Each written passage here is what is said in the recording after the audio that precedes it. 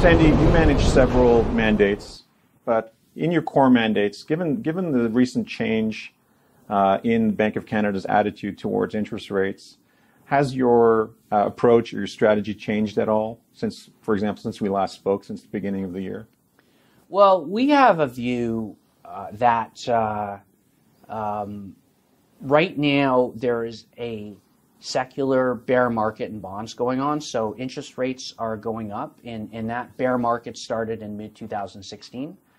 Since we spoke earlier this year, that view has not changed. And so we feel that we're well positioned as a fixed income manager because really we do what I would call alternative fixed income. A lot of what we do is not sensitive to rates rising.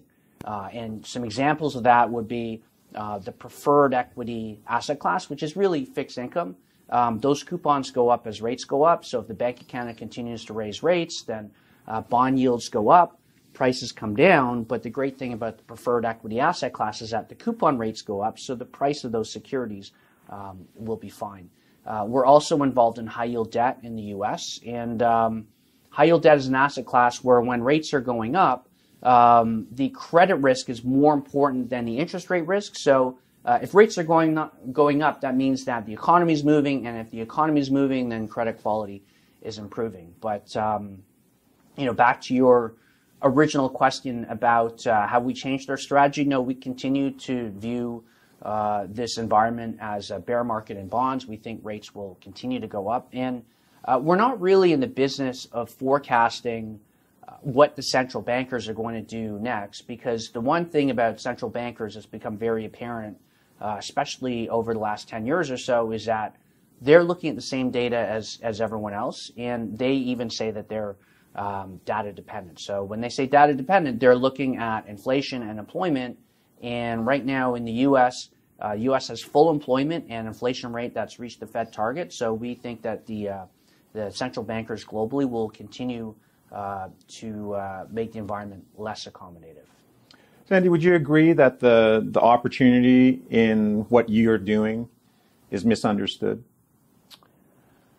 Misunderstood, perhaps. I mean, I think that when people... in a broad sense, misunderstood in terms of how the opportunity to invest in corporate credit and preferreds, how that works.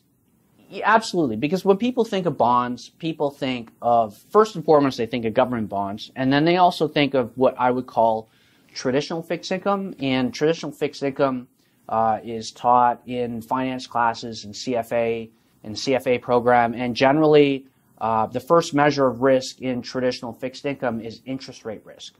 And what we specialize in here at Purpose is we do a lot of what's called alternative fixed income, where we do a lot of credit research, and we're looking at corporations in the same way an equity analyst would look at a corporation. It really is, it's deep value in that the value we're looking at is asset value protection, and it's very traditional investment research, but it's tailored towards corporate debt and getting our money back with a margin of safety.